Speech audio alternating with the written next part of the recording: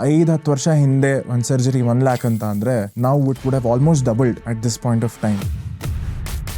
Any normal cancer treatment ನೋಡಿದ್ರೆ 25 to 30 lakhs minimum ಆಗುತ್ತೆ. ಕ್ಲಾಸಸ್ಗಳು ನೋಡಲ್ಲ, ಪಾಲಿಸಿ ಪೇಪರ್ ಓದಲ್ಲ, ಬರೀ ಬೆಸ್ಟ್ ಮಾರ್ಕೆಟೆಡ್ ಹೆಲ್ತ್ ಇನ್ಶೂರೆನ್ಸ್ ಪ್ಲಾನ್ಸ್ನ ತಗೋತಾರೆ. ಫಸ್ಟ್ ಕಂಪನಿ ವೈಸ್ ಫಸ್ಟ್ ಒಳ್ಳೆ ಕಂಪ್ನಿ ಸೆಲೆಕ್ಟ್ ಮಾಡಿ, 5-10 ವರ್ಷದಿಂದ ಇರೋ ಕಂಪನಿ ಸೆಲೆಕ್ಟ್ ಮಾಡಿ. ಒಂದು ಎಕ್ಸಾಂಪಲ್ ಯಾವ್ದಾದ್ರು ಜಿಮ್ಮಲ್ಲಿ ಎಕ್ಸಸೈಸ್ ಮಾಡ್ಬೇಕಾದ್ರೆ ಬ್ಯಾಕ್ ಇಂಜುರಿ ಆಗಿ ಟ್ರೀಟ್ಮೆಂಟ್ಗೆ ಹೋಗಿದ್ರು, ಕ್ಲೇಮ್ ರಿಜೆಕ್ಟ್ ಆಯಿತು.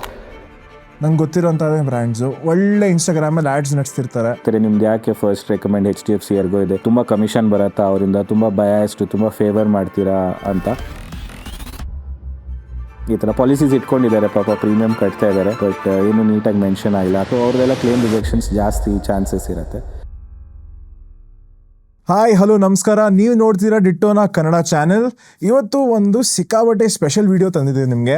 ಏನಪ್ಪ ಅಂದರೆ ಈಗ ತನಕ ನಾವು ಹಲವಾರು ಹೆಲ್ತ್ ಇನ್ಶೂರೆನ್ಸ್ ಪ್ಲ್ಯಾನ್ಸ್ಗಳನ್ನ ರಿವ್ಯೂ ಮಾಡ್ಕೊಂಡು ಬಂದಿದ್ದೀವಿ. ಆದರೆ ಬೇಸಿಕ್ಸ್ ಆಫ್ ಇನ್ಶೂರೆನ್ಸ್ನ ನಾವಿನ್ನೂ ಕವರ್ ಮಾಡಿಕೊಟ್ಟಿಲ್ಲ. ನಮ್ಮ ಜನರಿಗೆ ಎಲ್ಲನೂ ನಾವು ನೀಟಾಗಿ ಟೇಬಲ್ ಮೇಲೆ ಇಟ್ಕೊಟ್ಬಿಟ್ರೆ ಅವಾಗ they are more than capable enough to pick the right things up and ಅವ್ರಿಗೆ ಒಳ್ಳೆ ಡಿಸಿಷನ್ ತೊಗೊಳ್ಳೋ ಕೇಪಬಿಲಿಟಿ ಅವ್ರಿಗಿದೆ ಅಂತ ನಮ್ಮ ಅನಿಸಿಕೆ. ಅದಕ್ಕೆ ಇವತ್ತು ನಮ್ಮ ಕಂಪನಿ ಅಂದರೆ ಡಿಟ್ಟೋ ಇನ್ಶೂರೆನ್ಸ್ನ senior compliance manager Supreet Prasad ಅವರು ನಮ್ಮ ಜೊತೆ ಇದ್ದಾರೆ. ವೆಲ್ಕಮ್ ಸುಪ್ರೀತ್. ನಮಸ್ಕಾರ. ನಮಸ್ಕಾರ, ಚೆನ್ನಾಗಿದ್ದೀರಾ? ಆರಾಮು. ಆ್ಯಂಡ್ ನಿಮಗೆ ಗೊತ್ತಿರೋ ಹಾಗೆ ಡಿಟ್ಟೋನ ಮೊದಲನೇ ಚಾನಲ್ ಇಂಗ್ಲೀಷಲ್ಲಿ ಸುಪ್ರೀತ್ ಹಾಗೂ ನಾನು ತುಂಬ ವೀಡಿಯೋಸ್ ಮಾಡಿದ್ದೀವಿ. ಸೊ ಆ ವೀಡಿಯೋಸ್ನೂ ನಾವು ಕನ್ನಡದಲ್ಲಿ ಮಾಡ್ತೀವಿ. ಸುಪ್ರೀತ್ ಅವ್ರ ಬಗ್ಗೆ ಹೇಳಬೇಕು ಅಂತ ಅಂದರೆ ಹೀಸ್ ಅಡ್ವೈಸ್ಡ್ ಮೋರ್ ದ್ಯಾನ್ ಒಂದು 15,000 ಜನರನ್ನ ಅವರು he has helped pick them the right health and term insurance plans. And first of all welcome Supreeth. As usual happy to be here. ಈ ಕನ್ನಡ ಚಾನೆಲ್ ಒಂದು ಸ್ಟಾರ್ಟ್ ಮಾಡಿದ್ದೀರಾ, ಒಳ್ಳೆ ಇನಿಷಿಯೇಟಿವ್ ಅನ್ಸುತ್ತೆ. Hopefully I can contribute more for this. 100%. ಈಗ first of all ಏನಪ್ಪ ಅಂದರೆ ನಮ್ಮ ಜನರದ್ದು ಒಂದೇ ಪ್ರಾಬ್ಲಮ್ಮು. ದಿ ಕೀಪ್ ಸೇಯಿಂಗ್ ಏನಪ್ಪ ಅಂದರೆ ಇನ್ಶೂರೆನ್ಸು ಒಂದು ತುಂಬ ಮಿಸ್ಸೋಲ್ಡ್ ಫೈನಾನ್ಷಿಯಲ್ ಪ್ರಾಡಕ್ಟು. ಆ್ಯಂಡ್ ಈ ಕಡೆ ಬಂದರೆ ಜನರು ಆಲ್ಸೋ ಹೇಳೋದು it is the most misunderstood product. ಇದ್ರ ಬಗ್ಗೆ ಏನಂತೀರಾ ನೀವು? ಅಂದರೆ ನಾನು ಅವ್ರನ್ನ ಬ್ಲೇಮ್ ಮಾಡಲ್ಲ. ನಾನು ನನ್ನ ಸ್ವಂತ ಫ್ಯಾಮಿಲಿಗೆ ನಾನು ಏನಾದ್ರು ಎಕ್ಸ್ಪ್ಲೈನ್ ಮಾಡೋಕ್ಕೆ ಹೋದಾಗ ಅವ್ರಿಗೂ ನಂಬಿಕೆ ತುಂಬ ಕಡಿಮೆ. ಇನ್ಶೂರೆನ್ಸ್ ಅಂದರೆ ಕ್ಲೇಮ್ ಪಾಸ್ ಆಗಲ್ಲ, ವರ್ಷಾನುಗಟ್ಲೆಯಿಂದ ಪ್ರೀಮಿಯಮ್ಸ್ ಕಟ್ತೀವಿ, ಅದರಿಂದ ಏನು ಉಪಯೋಗ ಆಗಲ್ಲ. ಆಸ್ಪತ್ರೆಗೆ ಏನಾದ್ರು ಹಾಸ್ಪಿಟಲೈಸೇಷನ್ ಆದರೆ ಬಿಲ್ ಕೊಡೋ ಟೈಮಲ್ಲಿ ತುಂಬ ತೊಂದರೆ ಕೊಡ್ತಾರೆ, ಸತಾಯಿಸ್ತಾರೆ, ಅಥವಾ ಇದು ಕವರ್ ಆಗಲ್ಲ, ಅದು ಕವರ್ ಆಗಲ್ಲ. ಸುಮಾರು ಇದೆ, ಇಶ್ಯೂಸ್ ಇದೆ. ಐ ಥಿಂಕ್ ಈ ಇಶ್ಯೂಗಳನ್ನು ಸಾಲ್ವ್ ಮಾಡೋಕ್ಕೆ ನಾವು ನಮ್ಮ ಕಂಪ್ನಿನ ಸ್ಟಾರ್ಟ್ ಮಾಡಿರೋ ಡಿಟ್ಟೋ ಇನ್ಶೂರೆನ್ಸ್. ಸೊ ಈ ವಿಡಿಯೋಲಿ ನಾನು ಒಂದು ಫ್ಯೂ ಥಿಂಗ್ಸ್ ನಾನು ಡಿಸ್ಕಸ್ ಮಾಡ್ತೀನಿ. ಏನಕ್ಕೆ ಇದು ಆ ಥರ ಇರಬಾರ್ದು, ಅಥವಾ ಹೇಗೆ ಇದನ್ನು ಬೆಟರಾಗಿ ನಾವು ಅರ್ಥ ಮಾಡ್ಕೋಬೋದು, ಹೇಗೆ ಈ ಪ್ರಾಡಕ್ಟ್ನ ಬೆಟರಾಗಿ ನಾವು ಉಪಯೋಗಿಸ್ಕೋಬೋದು ನಮ್ಮ ಬೆನಿಫಿಟ್ಗೆ. ನೀವು ಕೊಡೋ ಪ್ರೀಮಿಯಮ್ಸ್ಗೆ ಹೇಗೆ ನಿಮಗೆ ರಿಟರ್ನ್ ಬರಬೇಕು, ಫೈನಾನ್ಷಿಯಲಿ ಅಲ್ಲ, but how best you can use this insurance ಅಂತ ನಾನು ನಿಮಗೆ ತಿಳಿಸ್ಕೊಡ್ತೀನಿ ಈ ವಿಡಿಯೋಲಿ. 100%. ಈಗ ಎಲ್ಲರೂ ಕೇಳೋದು ಒಂದು ಪ್ರಶ್ನೆ, ಇನ್ಶೂರೆನ್ಸ್ ನಾನು ಯಾಕೆ ಇಟ್ಕೋಬೇಕು? ನನ್ನ ಹತ್ರ ಜೇಬಲ್ಲಿ 10,000 ರೂಪಾಯಿ ಇದೆ, ನಂಗೆ ಏನಾದ್ರು ಆದರೆ ನಾನು ಉಪಯೋಗಿಸ್ಕೋತೀನಿ, ಇಲ್ಲ ನನಗೇನು ಆಗಿಲ್ಲ ಅಂದರೆ ನನ್ನ ದುಡ್ಡು ಉಳೀತು, ನಾನು ಯಾಕೆ ವರ್ಷಾನುಗಟ್ಲೆ ಅಷ್ಟು ದುಡ್ಡು ಕಟ್ಟಬೇಕು? ಕರೆಕ್ಟ್. ನಾನು ಯಾರ್ಯಾರು ಹಿಂಗೆ ಯೋಚನೆ ಮಾಡ್ತಾರೋ 100% ಅವ್ರು ಕರೆಕ್ಟಾಗಿ ಯೋಚನೆ ಮಾಡ್ತಾರೆ. ಇಫ್ ಅವ್ರಿಗೆ ಹಾಸ್ಪಿಟಲೈಸೇಷನ್ ಆಗದೇ ಇದ್ದರೆ, ಯಾವುದೇ ಥರ ಮೆಡಿಕಲ್ ಟ್ರೀಟ್ಮೆಂಟ್ ಬರ್ದೇ ಹೋದರೆ ಅವ್ರ ಇಡೀ ಜೀವನದಲ್ಲಿ 100% ಅವ್ರಿಗೆ ಅದು ಪ್ರಾಫಿಟ್. ಅದು ಏನು ಪ್ರೀಮಿಯಮ್ ಅವ್ರು ಕಟ್ಟಿರ್ತಾಯಿದ್ರೋ ಅದನ್ನು ಕಟ್ದಿರ ಅದನ್ನು ಉಳಿಸ್ಕೊಂಡು ಬೇರೆ ಕಡೆ ಖರ್ಚು ಮಾಡಿದ್ದಾರೆ. ಅಕಸ್ಮಾತ್ ಏನಾದ್ರು ಆದರೆ ಆವಾಗ ಏನು? ನನ್ನ ಹತ್ರ ಇದೆಯಾ ಒಂದು 25 ಲಕ್ಷ 30 ಲಕ್ಷ FDಲಿ ನಾನು ಮೆಡಿಕಲ್ ಫಂಡ್ ಅಂತ ಮಾಡಿಟ್ಟಿದ್ದೀನ, ಇದೆಯಾ? ಬೇಡ, ಹೆಲ್ತ್ ಇನ್ಶೂರೆನ್ಸ್ ಬೇಡ. ಎನಿ ಟೈಮ್ ಏನಾರು ಆದಾಗ ನಾನು ಆ ಫಂಡ್ ಯೂಸ್ ಮಾಡ್ಕೊಳ್ತೀನಿ. ಬಟ್ ನೀವು ಸುಮಾರು ಜನ ಹತ್ರ ಮಾತಾಡಿದ್ದೀರಾ, ನಾನು ಸುಮಾರು ಜನ ಹತ್ರ ಮಾತಾಡಿದ್ದೀನಿ. ಯಾರ ಹತ್ರನೂ ಈ ಥರ ಮೆಡಿಕಲ್ ಫಂಡ್ ಅಂತ ಯಾರು ನಮ್ಮ ವಯಸ್ಸಲ್ಲಿ ಅಟ್ಲೀಸ್ಟ್, ಅಥವಾ 30s 40s ಅಟ್ಲೀಸ್ಟ್ ಯಾರು ಪ್ರಿಪೇರ್ ಮಾಡೋಕ್ಕೆ ಆಗಿರಲ್ಲ, ಮೋಸ್ಟ್ ಆಫ್ ದೆಮ್. ಸೊ ಅಂಥವ್ರಿಗೆ ಅವ್ರಿಗಿರೋ ಬರೋ ಸೇವಿಂಗ್ಸ್ ಅಥವಾ ಫ್ಯೂಚರ್ ಲೋನ್ಸಿಂದ ಅವ್ರನ್ನ ಸೇವ್ ಮಾಡೋಕ್ಕೆ ಒಂದು ಮಿನಿಮಮ್ ಪಾಲಿಸಿ ಎಷ್ಟಾಗುತ್ತೋ ಅಷ್ಟು ತೊಗೊಂಡು ಇಟ್ಕೊಂಡ್ರೆ, ಅಕಸ್ಮಾತ್ ಏನಾರು ಆದರೆ your health insurance will bail you out in case ಏನಾದ್ರು ಎಮರ್ಜೆನ್ಸೀಸ್ ಇದ್ದಾಗ. ಕರೆಕ್ಟ್. ನೀವು ಇದನ್ನು ಹೇಳ್ತಾ ನನಗೆ ಒಂದು ಲಿಂಕ್ಡ್ಇನ್ ಪೋಸ್ಟ್ ನಾನು ಓದಿದ್ದು ನೆನಪಾಯಿತು. ನಮ್ಮ ಕ್ಲೇಮ್ಸ್ ಮ್ಯಾನೇಜರ್ ಅವರು ಹಾಕಿದ ಒಂದು ಪೋಸ್ಟು, ಬ್ಲ್ಯಾಕ್ ಸ್ವಾನ್ ಇವೆಂಟ್ ಅಂತ ಒಂದು ಪೋಸ್ಟ್ ಮಾಡಿದರು. ಯೂಶಲಿ ನಿಮ್ಮ ಮೆಡಿಕಲ್ ಖರ್ಚು ಆ್ಯಾವ್ರೇಜ್ ನಾವು ಐ ಥಿಂಕ್ 10,000 ಮೇಲೆ ಕೇಸಸ್ನ ನಾವು ಅನಲೈಸ್ ಮಾಡಿದಾಗ ಗೊತ್ತಾಗಿದ್ದು ಅಪ್ರಾಕ್ಸ್ 10,000 to 15,000 ಮಾತ್ರ claim amount. But one black swan event would go up to lakhs together. So lakhs ಅಂದರೆ ಎಷ್ಟು ಲ್ಯಾಕ್ಸ್? ನಾವು 60 lakhs ತನಕನೂ ನಾವು ಕ್ಲೇಮ್ ನೋಡಿದ್ದೀವಿ ನಾವು. ಹೌದಾ? ಹೌದು. ಎನಿ ನಾರ್ಮಲ್ ಕ್ಯಾನ್ಸರ್ ಟ್ರೀಟ್ಮೆಂಟ್ ನೋಡಿದ್ರೆ 25 to 30 lakhs ಮಿನಿಮಮ್ ಆಗುತ್ತೆ. ನೀವು ಕೀಮೋ ಕನ್ಸಿಡರ್ ಮಾಡಬೇಕು ಅಂದರೆ, ಅಥವಾ ಸರ್ಜರೀಸ್, ಅಥವಾ ರೇಡಿಯೋಥೆರಪಿ, ಆಮೇಲೆ ಇಮ್ಯುನಿಯೋಥೆರಪಿ ಇಂಜೆಕ್ಷನ್ಸ್ ಇರುತ್ತೆ ಅದ್ರದ್ದು. ಸೊ ಎಂಟೈರ್ ಟ್ರೀಟ್ಮೆಂಟ್ ನಿಮಗೆ 25 to 30 lakhs ಮಿನಿಮಮ್ ಖರ್ಚು ಆಗೇ ಆಗುತ್ತೆ.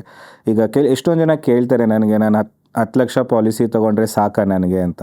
ಸೊ ನನ್ನ ಅಡ್ವೈಸ್ ಯಾವಾಗಲೂ ಹಿಂಗೆ ಇರುತ್ತೆ, ನಿಮ್ಗೆ ಎಷ್ಟು ಪ್ರೀಮಿಯಮ್ ಕಟ್ಟೋ ಅಷ್ಟು ಆಗುತ್ತೋ ಅಲ್ಲಿ ತನಕ ತೊಗೊಳ್ಳಿ. ಯಾಕೆಂದರೆ 5-10 ಲಕ್ಷ ತೊಗೊಂಡಾಗ ಮೇ ಬಿ ನಾನೊಂದು ಪರ್ಸ್ನಲ್ ಲೋನ್ ತೊಗೊಂಡು ಪ್ರಾಬಬ್ಲಿ ನಾನು ಅದನ್ನು ಹೆಂಗೋ ತೀರಿಸ್ಕೋಬೋದು ಕಷ್ಟಪಟ್ಟು. ಬಟ್ ವಾಟ್ ಇಫ್ ಈ ಥರ ದೊಡ್ಡದಾದಾಗ? ಬಟ್ ಹಾಗಂತ ನಾನು ಅದನ್ನು ಪುಷ್ ಮಾಡೋಕ್ಕೂ ಆಗಲ್ಲ, ಯಾಕೆಂದರೆ ಅದ್ರ ಪ್ರೀಮಿಯಮ್ ಸ್ವಲ್ಪ ಜಾಸ್ತಿ ಇರುತ್ತೆ. ಸೊ ಅವ್ರವ್ರದ್ದು ಕೆಪಾಸಿಟಿ ಮೇಲೆ, ಅಫೋರ್ಡಿಬಿಲಿಟಿ ಮೇಲೆ ಎಷ್ಟು ಖರ್ಚು ಮಾಡೋಕ್ಕಾಗತ್ತೋ, ಎಷ್ಟು ಇದಾಗುತ್ತೋ ಪ್ಲೀಸ್ ಮಾಡಿ ಇಟ್ಕೊಂಡಿರಿ. ಪ್ರಾಬಬಿಲಿಟಿ ವೈಸ್ ಮೋಸ್ಟ್ಲಿ ಏನೂ ಆಗದೇ ಇರ್ಬೋದು, ಟಚ್ ಬಿಡಲ್ಲ, ಹೆಲ್ದಿಯಾಗೇ ಇರ್ತಾರೆ. ಔಟ್ ಆಫ್ 100 people ನೀವು ಆ್ಯಾವ್ರೇಜ್ ತೊಗೊಂಡ್ರೆ. ಬಟ್ ನಾವು 15ರಲ್ಲೋ 20ರಲ್ಲೋ ಬಂದರೆ ಏನಾದ್ರು ಒಂದು ಇರಬೇಕು ಅನ್ನೋದೇ ಒಂದು ಪರ್ಪಸ್ ಇನ್ಶೂರೆನ್ಸ್ದು. ಖಂಡಿತ. ಆ್ಯಂಡ್ ಇನ್ನೊಂದು ಆಸ್ಪೆಕ್ಟಿಗೆ ಬಂದರೆ, cost of surgeries in India at the moment medical inflation is at 14-15% ತನಕ ಇದೆ. ಅಂದರೆ 5-10 ವರ್ಷ ಹಿಂದೆ ಒಂದು ಸರ್ಜರಿ 1 lakh ಅಂತ ಅಂದರೆ ನಾವು it would have almost doubled at this point of time. So ಈಗ ನನ್ನ ಪ್ರಶ್ನೆ ಏನಪ್ಪ ಅಂದರೆ, ಇವತ್ತು ನೀವು ಹೇಳ್ತೀರಾ ನೀನು ಬೆಂಗಳೂರಲ್ಲಿದೆಯಾ, ನೀನು 10 ಲಕ್ಷದ ಪಾಲಿಸಿ ತಗೋ ಸಾಕು ಅಂತ. ಆದರೆ ಆ 10 ಲಕ್ಷ ನನಗೆ 10 ವರ್ಷ ಆದಮೇಲೆ 10 ಲಕ್ಷವಾಗಿ ಉಳಿಯುತ್ತೆ. ಅವಾಗ ದಿಸ್ 10 lakh ಅದ್ರದ್ದು ವ್ಯಾಲ್ಯೂ ಅವಾಗ would have reduced significantly. So how as a customer ನಾನು ಹೇಗೆ ಪ್ರಿಪೇರ್ ಆಗಿರ್ಬೋದು ಇಂಥ ಡಿಸಿಷನ್ಗೆ? Good question. 2-3 ರೀತಿಯಲ್ಲಿ ಇದನ್ನು ನಾವು ಕರೆಕ್ಟ್ ಮಾಡ್ಬೋದು. ಒಂದು, ಇವತ್ತಿಗೆ ನಮ್ಗೆ 10 ಲಕ್ಷ ಸಾಕು ಅಂತ ಅನಿಸಿದ್ರೆ ಮೇ ಬಿ ಎವ್ರಿ 2-3 years ಅದನ್ನು ಚೆಕ್ ಮಾಡಿ, ಇನ್ಫ್ಲೇಷನ್ ಕರೆಕ್ಷನ್ ಈಗ ನೀವು ಹೇಳಿದ್ರಿ 14-15% ಆಗುತ್ತೆ ಅಂತ. So every 3-4 years 5-5 lakh increase ಮಾಡಿಕೊಂಡು ನಮ್ಮ ಕವರ್ನ ಹೋಗ್ಬೋದು. ಅದೊಂದು ರೀತಿ. ಹಂಗೆ ಮಾಡೋದ್ರಿಂದ ಒಂದು ರಿಸ್ಕ್ ಏನು ಅಂದರೆ, ಕೆಲವೊಮ್ಮೆ ಇನ್ಶೂರರ್ಸ್ ನಿಮಗೆ ಅಪ್ಗ್ರೇಡ್ ಮಾಡೋದ್ರಿಂದ ತಡಿಬೋದು. In case there are new ರೋಗಗಳೇನಾದ್ರು ಡಿಟೆಕ್ಟ್ ಆಗಿ ನಿಮಗೆ, ಅಥವಾ ಏನಾದ್ರು ಕ್ಲೇಮ್ ಏನಾದ್ರು ಮಾಡಿದರೆ ಅಪ್ಗ್ರೇಡ್ ಮಾಡೋದ್ರಲ್ಲಿ ಸ್ಟಾಪ್ ಮಾಡ್ಬೋದು. ಸೊ ಇದನ್ನು ಅರ್ಥ ಮಾಡ್ಕೊಂಡ್ಮೇಲೆ ಮೇ ಬಿ ತೊಗೊಳ್ಳೋ ಟೈಮಲ್ಲೇ ನಾನು ದೊಡ್ಡ ಕವರ್ ತೊಗೊಳ್ಳೋದು ಪ್ರಾಬಬ್ಲಿ ಬೆಟರ್ ಐಡಿಯಾ ಅಂತ ಅನ್ಸುತ್ತೆ. ಈಗ how much do you say, ಎಷ್ಟು ಇಟ್ಕೋಬೇಕು? ಎಕ್ಸಾಂಪಲ್ ತೊಗೊಳ್ಳೋಣ, Tier 1 ಸಿಟಿ ಯಾರು ಡೆಲ್ಲಿ, ಮುಂಬೈ, ಅಹಮದಾಬಾದ್, ಪುಣೆ, ಬೆಂಗಳೂರು, ನಿಮ್ಮ ಪ್ರಕಾರ ಎಷ್ಟು ತೊಗೋಬೋದು? ಸೊ ಬೆಂಗಳೂರು ಅಂತ ಸಿಟಿಗೆ ಅದ್ರದ್ದು ಮೆಡಿಕಲ್ ಕಾಸ್ಟ್ ತಕ್ಕಂಗೆ ಮಿನಿಮಮ್ ನಾನು 15 ಲಕ್ಷ ಅಂತ ಹೇಳ್ತೀನಿ, ಮಿನಿಮಮ್. ಸರಿ. Tier 2, Tier 3 ಸಿಟೀಸಲ್ಲಿ 10 to 15 lakhs again minimum. I want to stress on this, ಯಾಕೆ ಅಂದರೆ ಮ್ಯಾಕ್ಸಿಮಮ್ ನಾನು ನಿಮ್ಮನ್ನು ತಡೆಯಲ್ಲ. ಮ್ಯಾಕ್ಸಿಮಮ್ ಎಷ್ಟು ಪ್ರೀಮಿಯಮ್ ಕೊಡೋಷ್ಟಾಗುತ್ತೋ ಅಷ್ಟಕ್ಕೆ ಹೋಗಿ. ಮಿನಿಮಮ್ ಅಟ್ಲೀಸ್ಟ್ Tier 2, Tier 3 ಆದರೆ 10 lakhs, Tier 1 ಆದರೆ 15 lakhs ತನಕ ಯು ಹ್ಯಾವ್ ಟು ಕನ್ಸಿಡರ್ ಅಂತ ಅನ್ಸುತ್ತೆ. ಇನ್ನೊಂದು ಪಾಯಿಂಟ್ ನಾನು ಅವಲ್ಲೇ ಹೇಳಬೇಕು ಅಂತಿದೆ. ಸೊ ನೀವು ಕೇಳಿದ್ರಲ್ಲ, ಪ್ರೀವಿಯಸ್ ಕ್ವೆಶನ್ ಕೇಳಿದ್ರಿ ಈ ಥರ ಇನ್ಫ್ಲೇಷನ್ಗೆ what else you can do ಅಂತ. ಕೆಲವೊಂದು ಪ್ಲ್ಯಾನ್ಸಲ್ಲಿ ಬೋನಸ್ ಅಂತ ಒಂದು ಕಾನ್ಸೆಪ್ಟ್ ಇರುತ್ತೆ. ಕೆಲವು ಸಲ 100% ಇರುತ್ತೆ, 200% ಇರುತ್ತೆ. ಆ್ಯಂಡ್ ನಾನು ನೋಡಿದ್ದೀನಿ ಕೆಲವೊಂದು ಪ್ಲ್ಯಾನಲ್ಲಿ 400 to 500% ಕೂಡ ಇರುತ್ತೆ. ಹಾಂ, ಸೊ ಅದು ಒಂದು ರೀತಿಯ ಇನ್ಫ್ಲೇಷನ್ ಕರೆಕ್ಷನ್ ಆ ಥರ ಆ್ಯಕ್ಟ್ ಮಾಡ್ಬೋದು. ಸೊ ನಾನು ಇವತ್ತು 10-15 ಲಕ್ಷಕ್ಕೆ ತೊಗೊಂಡ್ರೆ ಆಗ್ತಾ 60-70 ಲಕ್ಷ ತನಕ ಅದು ಇನ್ಕ್ರೀಸ್ ಆಗ್ತಾ ಹೋಗುತ್ತೆ. Very nice. ಹಾಗಾದರೆ 10 ಲಕ್ಷ ಆದಷ್ಟು ಬೇಗ ತೊಗೊಂಡ್ರೆ ಆ್ಯಸ್ ಯು ಏಜ್ ನಿಮ್ಮ ಹತ್ರ ಒಂದು ಒಳ್ಳೆ ಕಾರ್ಪಸ್ ಬಿಲ್ಡ್ ಆಗಿರುತ್ತೆ ಈ ಬೋನಸ್ಗಳಿಂದ.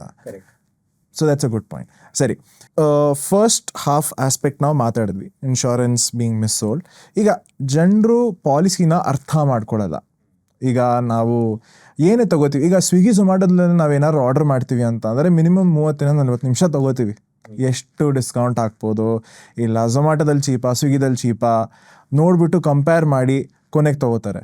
ಬಟ್ ಆದರೆ ಎನಿ ಫೈನಾನ್ಷಿಯಲ್ ಪ್ರಾಡಕ್ಟ್, ಬರೀ ಇನ್ಶೂರೆನ್ಸ್ ಅಂತಾನೆ ಅಲ್ಲ, ಈ ಮ್ಯೂಚುವಲ್ ಫಂಡ್ಸ್ ಆಗಿರ್ಬೋದು, ಲೈಫ್ ಇನ್ಶೂರೆನ್ಸ್ ಪಾಲಿಸೀಸ್ ಆಗಿರ್ಬೋದು, ಹೆಲ್ತ್ ಇನ್ಶೂರೆನ್ಸ್ ಆಗಿರ್ಬೋದು, ಯಾಕೆ ಅವರು they fall into this trap? ಕ್ಲಾಸಸ್ಗಳು ನೋಡಲ್ಲ, ಪಾಲಿಸಿ ಪೇಪರ್ ಓದಲ್ಲ, ಬರೀ ಬೆಸ್ಟ್ ಮಾರ್ಕೆಟೆಡ್ ಹೆಲ್ತ್ ಇನ್ಶೂರೆನ್ಸ್ ಪ್ಲ್ಯಾನ್ಸ್ನ ತಗೋತಾರೆ. ಆ್ಯಂಡ್ ಇದರಿಂದ ಆಗೋ ಪ್ರಾಬ್ಲಮ್ಸ್ ಏನೇನು ಅಂತ ಪ್ಲೀಸ್ ಹೇಳ್ತೀರಾ? ಶೋರ್. ಅಟ್ಲೀಸ್ಟ್ ನಾನು ನೋಡಿರೋ ಟ್ರೆಂಡಲ್ಲಿ ಈ ರೀತಿ ಕಡಿಮೆ ಆಗ್ತಾ ಇದೆ. First of all who are people are in the age group of 20-30 age ಗ್ರೂಪಲ್ಲಿ ಯಾರ್ಯಾರು ನಾನು ಅವ್ರ ಜೊತೆ ಮಾತಾಡ್ತೀನೋ ಅವರೆಲ್ಲ ತುಂಬ ಸ್ಟಡಿ ಮಾಡಿ, ರಿಸರ್ಚ್ ಮಾಡಿ, ಕಂಪೇರ್ ಮಾಡಿ ಸ್ಮಾರ್ಟ್ ಡಿಸಿಷನ್ಸ್ ತಗೊಳ್ತಾರೆ. ಈ ನಡುವೆ ಯಾರು ಆ ಮಾರ್ಕೆಟಿಂಗ್ ಸ್ಪ್ಯಾಮ್ ಕಾಲ್ಸ್ಗೆ ಯಾರು ಈಲ್ಡ್ ಆಗ್ತಾಯಿಲ್ಲ, ಬ್ಯಾಕ್ ಟು ಬ್ಯಾಕ್ ಕಾಲ್ಸ್ ಮಾಡ್ತಾರೆ. ಡಿಟೋಲ್ಲಿ ನಾವು ಯಾವತ್ತೂ ಸ್ಪ್ಯಾಮ್ ಕಾಲ್ ಮಾಡಲ್ಲ. ನಮ್ಮ ಹತ್ರ ಯಾರು ರೀಚ್ ಔಟ್ ಆಗ್ತಾರೋ ಅವ್ರ ಜೊತೆ ಶೆಡ್ಯೂಲ್ ಮಾಡ್ತೀವಿ, ವಾಟ್ಸಪ್ಪಲ್ಲಿ ಫಾಲೋ ಅಪ್ಸ್ ಮಾಡ್ತೀವಿ ಅಷ್ಟೇ. ನಾವು ರ್ಯಾಂಡಮ್ ಕಾಲ್ಸ್ ಎಲ್ಲ ಮಾಡಲ್ಲ. ಮುಂಚೆ ನಿಮಗೆ ಗೊತ್ತು, ದಿನಕ್ಕೆ 1-3-4 ಇನ್ಶೂರೆನ್ಸ್ ಕಾಲ್ಸು, ನಮ್ಮ ಪಾಲಿಸಿ ತೊಗೊಳ್ಳಿ, ಎಲ್ಲ ಕವರೇಜ್ ಅಂತ ಹೇಳಿ ಮಾಡ್ತಾಯಿದ್ರು. ಬಟ್ ಇವಾಗ ತುಂಬ ಕಡಿಮೆ ಆಗಿದೆ. Because of platforms like us probably ಇನ್ನೂ ಒಂದು ನ್ಯೂ ಸ್ಟಾರ್ಟಪ್ಸ್ ಎಲ್ಲ ಬರ್ತಾ ಇದೆ ಅನಿಸುತ್ತೆ. ಈ ಅವೇರ್ನೆಸ್ ಅಂತೂ ಇನ್ಕ್ರೀಸ್ ಆಗಿದೆ. ಸೆಕೆಂಡ್, ಕನ್ಸ್ಯೂಮರ್ಸು ಸ್ವಲ್ಪ ಸ್ಮಾರ್ಟ್ ಆಗಿದ್ದಾರೆ ಅಂತ ಅನಿಸುತ್ತೆ. ಮುಂಚಿನ ಥರ any financial product just like that ಅವರು ಯಾರೋ ಹೇಳಿದ್ರು, ಒಂದು ಅಡ್ವೈಸರ್ ಹೇಳಿದ್ರು, ಏಜೆಂಟ್ ಹೇಳಿದ್ರು ಅಂತ ಅವರು ಮಾಡಲ್ಲ. ಅವರು ಒಂದು ರೀತಿಯಲ್ಲಿ ಅದನ್ನು ಅನಲೈಸ್ ಮಾಡಿ ಅವ್ರಿಗೆ ಏನು ಬೆನಿಫಿಟ್ ಆಗುತ್ತೆ. ಈಗ ಒಂದೇ ಪ್ರಾಡಕ್ಟ್ ನಿಮಗೂ ನಮಗೂ ಡಿಫ್ರೆಂಟ್ ಆಗ್ಬೋದು. ಕೆಲವೊಂದು ನನಗೆ ಸೂಟ್ ಆಗ್ಬೋದು, ಬೇರೆ ನಿಮಗೆ ಸೂಟ್ ಆಗ್ಬೋದು. ಸೊ ಅದರಲ್ಲೂ you will have to make sure ನಮಗೆ ಯಾವುದು ಬೆಸ್ಟ್ ಸೂಟ್ ಆಗುತ್ತೆ, ಅವ್ನು ಯಾವ್ದು ಸೆಲ್ ಮಾಡ್ತಾ ಇದ್ದಾನೆ ಅಂತಲ್ಲ. ಆ ದೃಷ್ಟಿಯಲ್ಲಿ ನೋಡೋದು ತುಂಬ ಇಂಪಾರ್ಟೆಂಟ್ ಇದೆ. ಈಗ ಫಾರ್ ಎಕ್ಸಾಂಪಲ್ ಕೊಡ್ತೀನಿ ನಾನು ಇದಕ್ಕೆ. ಈಗ ನನಗೆ ನಾವು ದಟ್ ಆಮ್ ಮ್ಯಾರಿಡ್ ಅಲ್ಲ. ಸೊ ನನ್ನ ಪ್ರಾಬ್ಲಮ್ ಮ್ಯಾರಿಡಾ ಗೊತ್ತಾಗಲ್ಲ, ನಾನು ಹೇಳ್ಕೊಳಲ್ಲ. ನಾನು ಪಾಲಿಸಿ ಏನಾದ್ರು ತೊಗೊಂಡ್ರೆ ಬೇರೆ ಎಲ್ಲ ಫೀಚರ್ಸ್ ಇದೆಯಾ ಎಲ್ಲ ಚೆಕ್ ಮಾಡ್ತೀನಿ. ಅದ್ರ ಜೊತೆಗೆ ಮೆಟರ್ನಿಟಿನೂ ಕವರ್ ಆಗತ್ತಾ ಇಲ್ವಾ, ಪ್ರಾಬಬ್ಲಿ ಅದೊಂದು ಪಾಯಿಂಟು ನಾನು ನೋಡ್ತೀನಿ. ಅದಕ್ಕೆ ಎಷ್ಟು ವೆಯ್ಟಿಂಗ್ ಪೀರಿಯಡ್ಸ್ ಇದೆ ಅದ್ರ ಬಗ್ಗೆ ಸ್ವಲ್ಪ ಗಮನ ಕೊಡ್ತೀನಿ. ಈಗ ನೀವು ತೊಗೊಳಂಗಿದ್ರೆ I would definitely not recommend maternity cover. Probably ಆಮೇಲೆ ಫ್ಯೂ ಇಯರ್ಸ್ ಆದಮೇಲೆ ಮೇ ಬಿ ನೀವು ಕನ್ಸಿಡರ್ ಮಾಡ್ಬೋದು. ಬಟ್ ಫಾರ್ ನಾವು ಬೇಸಿಕ್ ಎಮರ್ಜೆನ್ಸೀಸಿಗೆ ಏನು ಕವರ್ ಆಗುತ್ತೋ ಪಾಲಿಸಿ ಅದನ್ನು ನಾನು. ಸೊ ಈ ಥರ for each there is a tailor made policy. So you have to understand ನಮ್ದು ಏನು ರಿಕ್ವೈರ್ಮೆಂಟ್ಸ್ ಇದೆ ನಮಗೆ ಗೊತ್ತಿರಬೇಕು, ಅದನ್ನು ನೀಟಾಗಿ ಎಕ್ಸ್ಪ್ಲೇನ್ ಮಾಡಬೇಕು. ಆ್ಯಂಡ್ ಯಾರ ಜೊತೆ ನೀವು ಡಿಸ್ಕಸ್ ಮಾಡ್ತೀರೋ ಅವರು ಸುಮ್ಮನೆ ಯಾವುದೋ ಒಂದು ಪ್ರಾಡಕ್ಟ್ನ ಪುಷ್ ಮಾಡೋ ಬದಲು if they are understanding your situation and ಅದ್ರ ಪ್ರಕಾರ ನಿಮ್ಗೆ ಅಡ್ವೈಸ್ ಕೊಡ್ತಾ ಇದ್ದಾರೆ ಅಂದರೆ that's the best place to go. In other words, ditto is that place ಅಂತ ಹೇಳಕ್ಕೆ ಇಷ್ಟಪಡ್ತೀನಿ. ಎಸ್ ಫ್ರೆಂಡ್ಸ್, ನೀವು ಕೇಳಿದ ಹಾಗೆ ಡಿಟ್ಟೋದಲ್ಲಿ ಸ್ಪ್ಯಾಮ್ ಅನ್ನೋ ವರ್ಡೇ ಇಲ್ಲ. We don't pressurise you to buy. ನಿಮಗೆ ಸಿಂಪ್ಲಿ ಪ್ಲ್ಯಾನ್ ಎ ಪ್ಲ್ಯಾನ್ ಬಿನ ಕಂಪೇರ್ ಮಾಡೋಕ್ಕೆ ಹೆಲ್ಪ್ ಬೇಕು ಅಂದರೆ ಐಡಿಯಾ ಎಕ್ಸ್ಪರ್ಟ್ಸಿಂದ ನೀವು ಮಾಡಬೇಕಾಗಿರೋದು ಇಷ್ಟೇ. ಡಿಸ್ಕ್ರಿಪ್ಷನಲ್ಲಿ ಒಂದು ಲಿಂಕ್ ಸಿಗುತ್ತೆ, ಅಲ್ಲಿ ಹೋಗಿ ನಿಮ್ಮ ಫ್ರೀ ಕಾಲ್ ಬುಕ್ ಮಾಡ್ಕೊಳ್ಳಿ. 2 ನಿಮಿಷ ಅಷ್ಟೇ ಆಗೋದು. ಫ್ರೀಯಾಗಿ 30 ನಿಮಿಷ ಒಂದು ಕಾಲ್ ಅಲಾಟ್ ಮಾಡ್ತೀವಿ ನಮ್ಮ ಅಡ್ವೈಸರ್ಸ್ಗಳ ಜೊತೆ. ಸೊ ನಿಮಗೆ ಏನಾದರೂ ಸುಪ್ರೀತ್ ಜೊತೆ ಕಾಲ್ ಬೇಕು ಅಂದರೆ ಈಗಲೇ comment hockey, we will make it happen. ಸರಿ ಸುಪ್ರೀತ್, ಈಗ ನನ್ನ ಕ್ವಿಕ್ ಕ್ವೆಶ್ಚನ್ ಇದೆ. ನಾನು ಪಾಲಿಸಿ ಸರ್ಫಿಂಗ್ ಮಾಡ್ತಿದ್ದೆ 2 ವರ್ಷ ಹಿಂದೆ. ಆವಾಗ 2 ಪ್ಲ್ಯಾನ್ ನನ್ನ ಎದುರುಗಡೆ ಬಂತು. Let's call it plan A, plan B. Plan A 5,000 ರೂಪಾಯಿ premium every year, plan B 10,000 ರೂಪಾಯಿ ಪರ್ ಇಯರು. ಈಗ ಆಬ್ವಿಯಸ್ಲಿ ಒಳ್ಳೆ ರೇಟಲ್ಲಿ ಸಿಕ್ಕಿದ 5,000 ರೂಪಾಯಿ ಕವರೇಜ್ ಇರೋದಾ, ಸೇಮ್ ಕವರೇಜು. ಬೇರೆ ಬ್ರ್ಯಾಂಡ್ 2 ತುಂಬ ರೆಕಗ್ನೈಸ್ಡು, ನಂಗೆ ಗೊತ್ತಿರೋಂಥದ್ದೇ ಬ್ರ್ಯಾಂಡ್ಸು, ಒಳ್ಳೆ ಇನ್ಸ್ಟಾಗ್ರಾಮಲ್ಲಿ ಆ್ಯಡ್ಸ್ ನಡೆಸ್ತಿರ್ತಾರೆ. ಸೊ ಪ್ಲ್ಯಾನ್ ಎ ತೊಗೊಂಡೆ ನಾನು ನೋಡಿದೆ, I tried considering. Why should one not do that, or why should one buy a higher premium ಇರೋವಂಥ ಪಾಲಿಸಿ? ಇಲ್ಲ, ನಾನು ಈ ಆರ್ಗ್ಯುಮೆಂಟ್ನ ಪ್ರೀಮಿಯಮಿಂದ ನಾನು ನೋಡೋದೇ ಇಲ್ಲ. ನಾನು ಪ್ರೀಮಿಯಮ್ನ ಪ್ರಾಬಬ್ಲಿ ಲಾಸ್ಟಿಗೆ ಬರ್ತೀನಿ. Okay, first there are other ways ನಾವು ಫಿಲ್ಟರ್ ಮಾಡಬೇಕು ಅಂದರೆ ಫಸ್ಟ್ ಕಂಪ್ನಿ ವೈಸ್ ಫಸ್ಟು ಒಳ್ಳೆ ಕಂಪ್ನಿ ಸೆಲೆಕ್ಟ್ ಮಾಡಿ, 5-10 ವರ್ಷದಿಂದ ಇರೋ ಕಂಪ್ನಿ ಸೆಲೆಕ್ಟ್ ಮಾಡಿ. ಒಂದು ಎಕ್ಸಾಂಪಲ್ ಯಾವ್ದಾದ್ರು? HDFC ಅರ್ಗೋ ಇದೆ, ಕೇರ್ ಹೆಲ್ತ್ ಇದೆ, ಆದಿತ್ಯ ಬಿರ್ಲಾ ಇದೆ, ಆಮೇಲೆ ಸ್ಟಾರ್ ಹೆಲ್ತು ಇದೆ. ಈ ಥರ ಸುಮಾರು ಕಂಪ್ನೀಸ್ ಇದೆ 5-10 ವರ್ಷದಿಂದ ಇರೋದು. ಸೊ ನೆಕ್ಸ್ಟ್ ಲೆವೆಲ್ ಫಿಲ್ಟರಿಂಗ್ ನಾನು ಏನು ಮಾಡ್ತೀನಿ ಅಂದರೆ, ಈ ಕಂಪನೀಸಲ್ಲಿ ಯಾವುದ್ರದ್ದು ಸೆಟಲ್ಮೆಂಟ್ ರೇಷೋ ಚೆನ್ನಾಗಿದೆ. ಸೆಟಲ್ಮೆಂಟ್ ರೇಷೋ ಅಂದರೆ ಈಗ 100 ಕ್ಲೇಮಲ್ಲಿ ಎಷ್ಟು ಕ್ಲೇಮ್ಸ್ನ ಕಂಪನಿಯವರು ಸೆಟಲ್ ಮಾಡ್ತಾ ಇದ್ದಾರೆ. ಈಗ somebody like HDFC they have about 98-99. So ಇದು ಒಂದು ಕಾಮನ್ ಕ್ವೆಶನ್ ನಮಗೆ ಕೇಳ್ತಾರೆ, ನಿಮ್ದು ಯಾಕೆ ಫಸ್ಟ್ ರೆಕಮೆಂಡ್ HDFC ಯಾರಿಗೋ ಇದೆ, ತುಂಬ ಕಮಿಷನ್ ಬರುತ್ತಾ ಅವರಿಂದ, ತುಂಬ ಬಯಾಸ್ಡು, ತುಂಬ ಫೇವರ್ ಮಾಡ್ತೀರಾ ಅಂತ. I mean it's pretty obvious ಅನ್ಸುತ್ತೆ, ಯಾಕೆಂದರೆ ಅದು ಒಳ್ಳೆ ಕಂಪನಿ ಆ್ಯಂಡ್ ಕ್ಲೇಮ್ ಚೆನ್ನಾಗಿ ಸೆಟಲ್ ಮಾಡ್ತಾ ಇದೆ. ನಾನು ನನ್ನ ಕ್ಲೈಂಟ್ಸನ್ನು ನಾನು ಉಳಿಸ್ಕೋಬೇಕು ಅಂದರೆ, ಡಿಟ್ಟೋಲಿ ನನ್ನ ಕ್ಲೈಂಟ್ಸನ್ನ ಉಳಿಸ್ಕೋಬೇಕು ಅಂದರೆ, ಸೆಲ್ ಮಾಡೋ ಟೈಮಲ್ಲಿ ಎಷ್ಟೇ ನಾನು ಶುಗರ್ ಕೋಟ್ ಮಾಡಿ ಹೇಳಿದ್ರು, ಕ್ಲೇಮ್ಸ್ ಟೈಮಲ್ಲಿ ನಾನು ಸಪೋರ್ಟ್ ಮಾಡಿಲ್ಲ ಅಂದರೆ ನನ್ನ ಕಂಪನಿ ಉಳಿಯಲ್ಲ. ಕರೆಕ್ಟ್. ಸೊ ಕ್ಲೇಮ್ಸ್ ಟೈಮಲ್ಲಿ ನಮ್ಗೆ ಯಾರು ಕಂಪನಿ ಜಾಸ್ತಿ ಸಪೋರ್ಟ್ ಮಾಡ್ತಾರೋ ನಾವು ಅಂಥವ್ರನ್ನೇ ನಾವು ಬ್ಯಾಕ್ ಮಾಡ್ತೀವಿ. ಹಾಂ, ಸೊ ಫಸ್ಟು ಕಂಪ್ನಿ ಲೆವೆಲಲ್ಲಿ ಫಿಲ್ಟರ್ ಮಾಡ್ತೀನಿ, ನೆಕ್ಸ್ಟು ಕಂಪನಿಯಲ್ಲಿ ಯಾವ ಪ್ಲ್ಯಾನ್ ಸೂಟ್ ಆಗುತ್ತೆ ಅನ್ನೋದು ಫಿಲ್ಟರ್ ಮಾಡಿಬಿಟ್ಟು ಟಾಪ್ 2 ಪ್ರಾಬಬ್ಲಿ ನಾನು ಲಾಸ್ಟಲ್ಲಿ ಕಂಪೇರ್ ಮಾಡಿಬಿಟ್ಟು ಅದರಲ್ಲಿ ಬೇಕಿದ್ರೆ ಯಾವುದು ಪ್ರೀಮಿಯಮ್ ಕಡಿಮೆ ಇದೆಯೋ ಫೀಚರ್ಸ್ ಮೇಲೆ ಡಿಪೆಂಡ್ ಮಾಡಿಕೊಂಡು ಯಾವ ಫೀಚರ್ಸ್ ಕವರ್ ಆಗುತ್ತೆ ಅಂತ ಆವಾಗ ಬೇಕಾದ್ರೆ ನಾನು ಪ್ರೀಮಿಯಮ್ನ ತರ್ಬೋದು. ಸರಿ, ಫೀಚರ್ಸ್ ಹೇಳಿದ್ರಲ್ಲ, ಈಗ ನನಗೆ ಫೀಚರ್ಸ್ ಎಲ್ಲರೂ ಹೇಳ್ತಾರೆ, ಬಟ್ ಏನು ಫೀಚರ್ಸ್ ನೋಡಬೇಕು? ಯಾಕಂದರೆ ತೆಗೆದು ನೋಡಿದ್ರೆ 15-20 ಫೀಚರ್ ಇದೆ. ಯಾವುದಿರಬೇಕು, ಯಾವುದಿರಬಾರ್ದು, ಎಷ್ಟು ಪರ್ಸೆಂಟೇಜ್ ಇರಬೇಕು, ನಾನೆಷ್ಟು ಕೊಡಬೇಕು ಕಂಪನಿಗೆ, ಇದೆಲ್ಲ ನನಗೆ ತಿಳಿಸ್ಕೊಟ್ರೆ I will get to know that indeed policy A ಬೆಟರಾ, ಪಾಲಿಸಿ ಬಿ ಬೆಟರಾ ಅಂತ. ಅದಕ್ಕೆ ಪ್ರಾಬ್ಲಿ ಇನ್ನೊಂದು ವೀಡಿಯೋನೇ ಮಾಡಬೇಕೇನೋ ಅದ್ರ ಬಗ್ಗೆ ಡಿಸ್ಕಸ್ ಮಾಡೋಕ್ಕೆ. ಬಟ್ ಸಂಕ್ಷಿಪ್ತವಾಗಿ ಹೇಳ್ತೀನಿ, 20 ಅಲ್ಲ, ಮೇ ಬಿ ಇನ್ನೂ ಜಾಸ್ತಿನೇ ಇರ್ಬೋದು, 30-35-40 ಥಿಂಗ್ಸ್ ಇರ್ಬೋದು ಒಂದು ಪಾಲಿಸಿಲಿ. ನೀವು ಸಾಫ್ಟ್ ಕಾಪಿ ಒಂದು ನೋಡಿದಾಗ ನೋಡ್ತೀರಾ, PDF ಅಲ್ಲಿ ಪೇಜ್ ಮೇಲೆ ಪೇಜ್ ಇರುತ್ತೆ.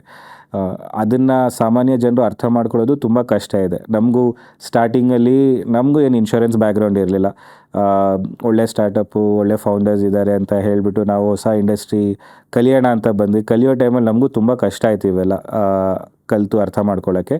ಬಟ್ ಅದೇ ಅಡ್ವೈಸ್ ಮಾಡ್ತಾ ನಮಗೂ ಅರ್ಥ ಆಯಿತು, it is a bit complicated as A subject ಅಂತ.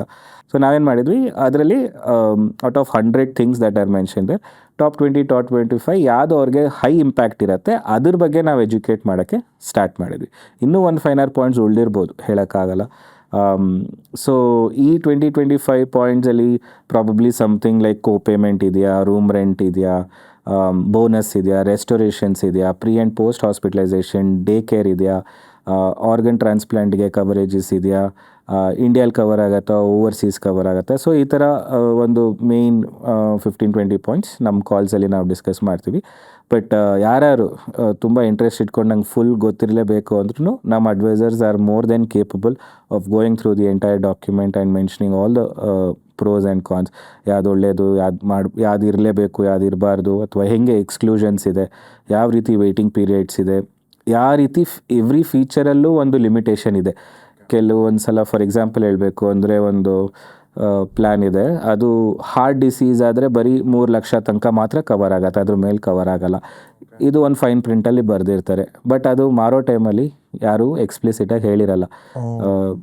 ಅವರು ಎಲ್ಲ ಕವರೇಜ್ ಇದೆ, ಅವರು ಏನು ಸುಳ್ಳು ಹೇಳ್ತಾ ಇಲ್ಲ, ಎಷ್ಟಿದೆ ಅಂತ ಹೇಳಲ್ಲ. ಸೊ ಅಲ್ಲಿ that is the main difference between ನಮ್ಮ ಕಂಪ್ನಿ ಆ್ಯಂಡ್ ಬೇರೆ ಕಂಪ್ನಿ. ಅಂದರೆ ನಾವು ಸೆಲ್ ಮಾಡೋಕ್ಕೋಸ್ಕರ ನಾವು ಶಾರ್ಟ್ಕಟ್ಸ್ ನಾವು ಏನು ತೊಗೊಳ್ಳಲ್ಲ. ನಮ್ಮದು ಹೋಲ್ ಆಬ್ಜೆಕ್ಟಿವ್, ನಮ್ಮದು ಏನು ಐಡಿಯಾ ಇದೆ ಅಂದರೆ, ಫಸ್ಟು ಪ್ರಾಡಕ್ಟ್ನ ಎಕ್ಸ್ಪ್ಲೇನ್ ಮಾಡಿ ಹೆಂಗೆ ನಮ್ಮ ಕ್ಲೈಂಟ್ಸು ಕ್ಲೇಮ್ಸಿಗೆ ಬಂದಾಗ they are protected. So as much as possible ಅವ್ರಿಗೆಲ್ಲ ಇನ್ಫಾರ್ಮೇಷನ್ ಇದೆಯಾ, ಪ್ರಾಸೆಸಸ್ ಗೊತ್ತಾ, ಹೆಂಗೆ ಅಪ್ಲಿಕೇಶನ್. ಸುಮಾರು ಜನ ಕೇಳ್ತಾರೆ, ಇದೇನು ಡಿಕ್ಲೇರ್ ಮಾಡೋದು ಬೇಡ, ಹಾಗೆ ಪಾಲಿಸಿ ಇಶ್ಯೂ ಅಂತೂ ಆಗ್ಬಿಡತ್ತಲ್ವ ಈ ಡಿಕ್ಲೇರ್ ಮಾಡದೇ ಇದ್ರೆ ಅಂತ. ಎನಿ ಅದರ್ ಏಜೆಂಟ್ ನಾನು ಬರ್ಕೊಡ್ತೀನಿ, ಓಕೆ ಫೈನ್ ಹೋಗೋಣ. ಅವ್ರಿಗೇನು ಇಶ್ಯೂಯೆನ್ಸ್ ಆಗುತ್ತೆ, ಕಮಿಷನ್ ಬರುತ್ತೆ ಅಷ್ಟೇ. ನಮ್ಮದು ಸ್ಟೋರಿ ಅಲ್ಲಿ ಎಂಡ್ ಆಗಲ್ಲ. ಅಕಸ್ಮಾತ್ ಇದು ಕ್ಲೇಮ್ಸ್ ಬಂದರೆ ಕ್ಲೇಮ್ ರಿಜೆಕ್ಟ್ ಆಗತ್ತಾ? ಇಫ್ ಎಸ್, ನಾವು ಅದನ್ನು ಅಲೌ ಮಾಡಲ್ಲ. ನಾವು ಹೇಳ್ತೀವಿ ನೀವು ನಮ್ಮ ಹತ್ರ ಮಾಡಿಸ್ಕೊಳ್ಳೇಬೇಡಿ, ಪರವಾಗಿಲ್ಲ ಅಂತ.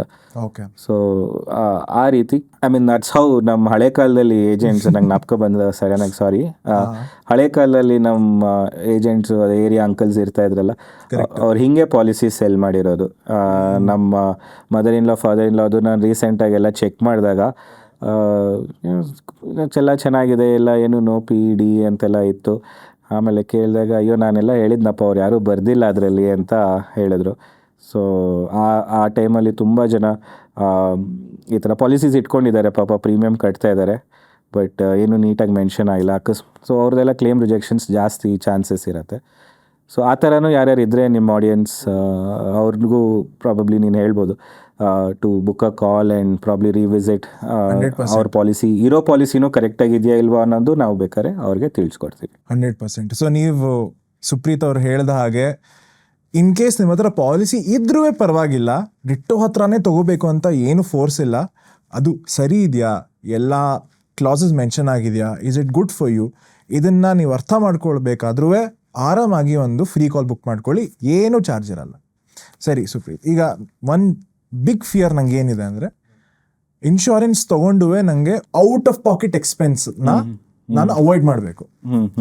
ಈಗ how do I make sure that insurance ಇದ್ದು ನಾನು ಔಟ್ ಆಫ್ ಪಾಕೆಟ್ ಕೊಡಬಾರ್ದು?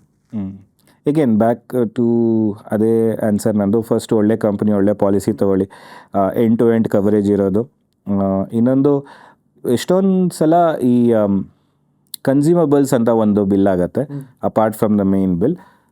ಮೋಸ್ಟ್ ಆಫ್ ದ ಪಾಲಿಸೀಸ್ ಅದು ಕವರ್ ಮಾಡಲ್ಲ, ಅದು ಔಟ್ ಆಫ್ ಪಾಕೆಟ್ ಎಕ್ಸ್ಪೆನ್ಸ್ ಆಗುತ್ತೆ. Probably around 5 to 15% of the bill ಇದು ಆಗ್ಬೋದು. ಬಟ್ ಕೆಲವೊಂದು ಪಾಲಿಸೀಸ್ ಇದನ್ನು ಕವರ್ ಮಾಡುತ್ತೆ. So 100% of your whatever hospital bill is there, 100% of it will get covered. So ಆ ಥರ ಪಾಲಿಸೀಸ್ನ ನೀವು ಕೇಳಿ, ಅದ್ರ ಬಗ್ಗೆ ರಿಸರ್ಚ್ ಮಾಡಿ ಆಪ್ಟ್ ಮಾಡಿ. ಆಮೇಲೆ ಎಗೇನ್ ಒಳ್ಳೆ ಸಫಿಷಿಯೆಂಟ್ ಕವರೇಜ್ ಇಟ್ಕೊಳ್ಳಿ. ನೀವು ₹100 ಅಥವಾ ₹500 ಸಾವಿರ ಉಳ್ಸೋಕ್ಕೆ 10 ಲಕ್ಷ ತೊಗೊಳ್ಳೋ ಬದಲು 5 ಲಕ್ಷ ತೊಗೊಂಡ್ರೆ ಪ್ರಾಬಬ್ಲಿ ಎನಫ್ ಆಗಲ್ಲ. ಮೊನ್ನೆ ಯಾವುದೋ ಕ್ಲೇಮ್ ನೋಡಿದೆ, ಕಿಡ್ನಿ ಸ್ಟೋನ್ಸ್ಗೆ ಆಲ್ಮೋಸ್ಟ್ 2 lakhs ಬಿಲ್ ಆಗಿತ್ತು ಒಂದು ಒಳ್ಳೆ ಬಿಗ್ ಹಾಸ್ಪಿಟಲಲ್ಲಿ. It's a minor surgery. ನಾನು ಸೇರಿಕೊಂಡಾಗ ಅದೇ ಕಿಡ್ನಿ ಸ್ಟೋನ್ಸ್ದು ವಿತಿನ್ 1 lakh ಬಿಲ್ಸ್ ಬರ್ತಾಯಿತ್ತು. ಇವಾಗ ಅದೇ 2 lakhs ತನಕ ಹೋಗಿದೆ. Medical inflation. ಹಾಂ ನೋಡಿ, ಐ ಥಿಂಕ್ ಅದೇ 15%ಗಿನ್ನೂ ಜಾಸ್ತಿ ಇರ್ಬೋದೇನೋ mostly. But this is reality. ಹೋಗ್ತಾ ಇನ್ನೂ ಎಕ್ಸ್ಪೆನ್ಸಿವ್ ಆಗುತ್ತೆ. ಸ್ಮಾಲ್ ಪ್ರೊಸೀಜರ್ಸ್ ಕೂಡ ಕಾಸ್ಟ್ಲಿ ಆಗ್ತಾ ಹೋಗುತ್ತೆ. So I mean this should not be like, ಅಂದರೆ ಭಯಪಡಿಸಿ ಪಾಲಿಸಿ ತಗೊಳ್ಳೋ ಅನ್ನೋದು ನಮ್ಮದು ಇಂಟೆನ್ಷನ್ ಅಲ್ಲ. ಬಿ ಪ್ರಿಪೇರ್ಡ್ ಅನ್ನೋದು ಅಷ್ಟೇ ನಮ್ಮದು ಇಂಟೆನ್ಷನ್. 100%. ಈಗ ಒಂದು ಕ್ವೆಶ್ಚನ್ ನಮ್ಮ ವ್ಯೂವರ್ ಕೇಳಿದ್ರು, ಏನಪ್ಪ ಅಂದರೆ ನಾನು ಎಕ್ಸ್ರೇ ಮಾಡಿಸ್ಕೋತೀನಿ, CT ಸ್ಕ್ಯಾನ್ ಮಾಡಿಸ್ಕೋತೀನಿ, ಫಿಸಿಯೋಥೆರಪಿಗೆ ಹೋಗ್ತೀನಿ, ಬೇರೆ ಏನೇನೋ ಬ್ಲಡ್ ವರ್ಕು, ಯೂರಿನ್ ಟೆಸ್ಟ್ ಇದೆಲ್ಲ ಮಾಡ್ಕೋತೀನಿ. This is anyways at the end of the day ಇದೊಂದು ಮೆಡಿಕಲ್ ಟೆಸ್ಟ್. ಸೊ ಮೆಡಿಕಲ್ ನನ್ನ ಬಾಡಿಗೆ ಸಂಬಂಧಪಟ್ಟಂಗೆ. ಹೆಲ್ತ್ ಇನ್ಶೂರೆನ್ಸಲ್ಲೇ ಹೆಲ್ತ್ ಅನ್ನೋ ವರ್ಡ್ ಇದೆ, ಆದರೆ ಅದು ಇದನ್ನು ಯಾಕೆ ಕವರ್ ಮಾಡಲ್ಲ ಅಂತ ಅವ್ನು ನನಗೆ ಕೇಳ್ದ. ಅವಾಗ ನಾನು ಹೇಳಿದೆ ಈ ವಿಡಿಯೋ ವೇಟ್ ಮಾಡಿ ಎಕ್ಸ್ಪ್ಲೇನ್ ಮಾಡ್ತೇನೆ ಅಂತ ಸುಪ್ರೀತ್ ಅಂತ. ಓಕೆ, ಇದಾಗ 2 ರೀತಿಲಿ ಪ್ರಾಬಬ್ಲಿ ನಾನು ಎಕ್ಸ್ಪ್ಲೇನ್ ಮಾಡ್ಬೋದು. ಒಂದು, ಅಕಸ್ಮಾತ್ ಏನಾದ್ರು ಸರ್ಜರಿ ಅಥವಾ ಹಾಸ್ಪಿಟಲೈಸೇಷನ್ ಆಗಿದ್ದರೆ ಆವಾಗ as a pre and post hospitalization cover, diagnostic test ಮತ್ತು ಫಿಸಿಯೋಥೆರಪಿ ಅಂತ, ಆಮೇಲೆ ಪ್ರಾಬ್ಲಿ ಡಾಕ್ಟರ್ ಕನ್ಸಲ್ಟೇಷನ್ಸ್, ಆಮೇಲೆ ಆಗುವಂಥ ಸರ್ಜರಿ ರಿಲೇಟೆಡ್ ಎಕ್ಸ್ಪೆನ್ಸಸ್ ಕವರ್ ಆಗುತ್ತೆ. ಓಕೆ, ಓನ್ಲಿ ಹಾಸ್ಪಿಟಲೈಸೇಷನ್ ಅಥವಾ ಸರ್ಜರಿ ಆಗಿದ್ರೆ ಮಾತ್ರ. ಓಕೆ. ಸೊ ಅಕಸ್ಮಾತ್ ಹಾಸ್ಪಿಟಲೈಸೇಷನ್ ಆಗಿಲ್ಲ ಅಂದರೆ ಈಗ ಏನಕ್ಕೆ ಅದು ಕವರ್ ಆಗಲ್ಲ. ಆ್ಯಂಡ್ ಏನಕ್ಕೆ ಕವರ್ ಆಗಲ್ಲ ಅಂದರೆ, ಈಗ ನಿಮಗೆ ಗೊತ್ತು, ನಮ್ಮ ಇಂಡಿಯಾಲಿ ಏನಾದ್ರು ಕವರೇಜ್ ಇದೆ ಅಂತ ಹೇಳಿದ್ರೆ ಪ್ರಾಬಬ್ಲಿ ಸೊ ನಮ್ಮ ಡಯಾಗ್ನಾಸ್ಟಿಕ್ ಸೆಂಟರ್ಸ್ ಎಲ್ಲ ಫುಲ್ ಆಗಿರ್ತಾ ಇತ್ತು, ಅಥವಾ ಅದಕ್ಕಿಂತ ಜಾಸ್ತಿ ಸ್ಕ್ಯಾಮ್ಸ್ ಆಗೋದು ಪಾಸಿಬಿಲಿಟೀಸ್ ಇರುತ್ತೆ. So only when it is actually needed, ಅಂದರೆ ನಿಜವಾಗ್ಲೂ ರಿಕ್ವೈರ್ಮೆಂಟ್ ಹೆಂಗೆ ಗೊತ್ತಾಗುತ್ತೆ ರಿಕ್ವೈರ್ಮೆಂಟ್ ಇದೆ ಅಂತ, ಏನಾದ್ರು ಟ್ರೀಟ್ಮೆಂಟ್ ಆಗಿದ್ದಾಗಲ್ವ, ಸೊ ಆಗಿದ್ದಾಗ ಡೆಫಿನೆಟ್ಲಿ ಕವರ್ ಮಾಡ್ತಾರೆ. ಬಟ್ ನಾನು ಸುಮ್ಮನೆ ನನಗೆ ಸೊ ಪ್ರಿವೆಂಟಿವ್ ಟೆಸ್ಟ್ಗೋಸ್ಕರ ನಾನು ಹೋಗಿ ಚೆಕ್ ಮಾಡಿಸ್ಕೊಂಡು ಎಲ್ಲ ಸರಿಗಿದೆಯಾ ಇಲ್ವಾ ಅಂತ ಚೆಕ್ ಮಾಡಿಸ್ಕೊಳ್ಳೋ ಟೆಸ್ಟ್ಗೆ ಯೂಶಲಿ ಇನ್ಶೂರರ್ಸ್ ಕವರ್ ಮಾಡಲ್ಲ. ಬಟ್ ಹ್ಯಾವಿಂಗ್ ಸೆಡ್ ದಟ್, ಕೆಲವೊಂದು ಪಾಲಿಸೀಸ್ ಇದೆ, ಎಷ್ಟೋ ಒಂದು 5,000 ವರ್ಷಕ್ಕೆ ಅಥವಾ 2,500 ವರ್ಷಕ್ಕೆ ಟೆಸ್ಟ್ಗಳನ್ನ ಮಾಡಿಸ್ಕೋಬೋದು, ಬ್ಲಡ್ ಟೆಸ್ಟ್ ಎಲ್ಲ ಮಾಡಿಸ್ಕೋಬೋದು, ಹೆಲ್ತ್ ಚೆಕಪ್ ಮಾಡಿಸ್ಕೋಬೋದು. ಕೆಲವೊಂದ್ರಲ್ಲಿ ಫ್ರೀ ಹೆಲ್ತ್ ಚೆಕಪ್ಸ್ ಇರುತ್ತೆ.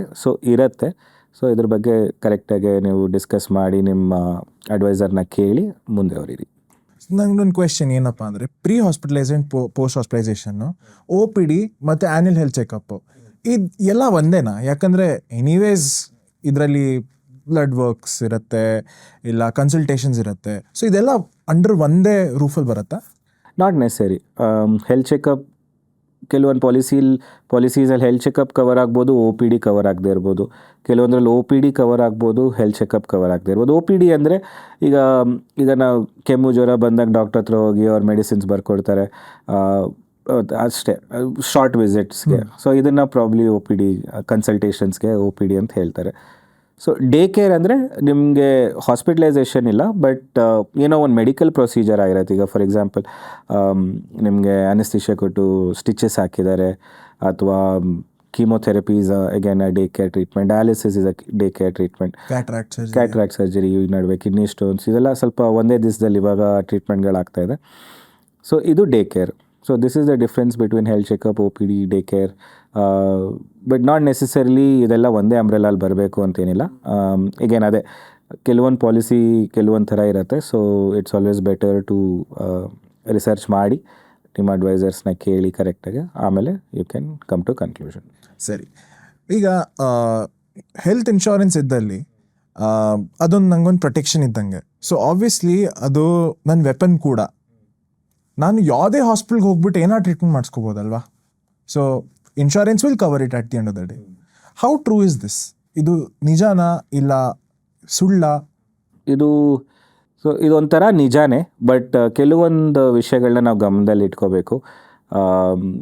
ಈಗ ನಮ್ಮ ಪಾಲಿಸಿಯಲ್ಲಿ there is something called as network hospitals list ಅಂತ ಒಂದು ಇರುತ್ತೆ.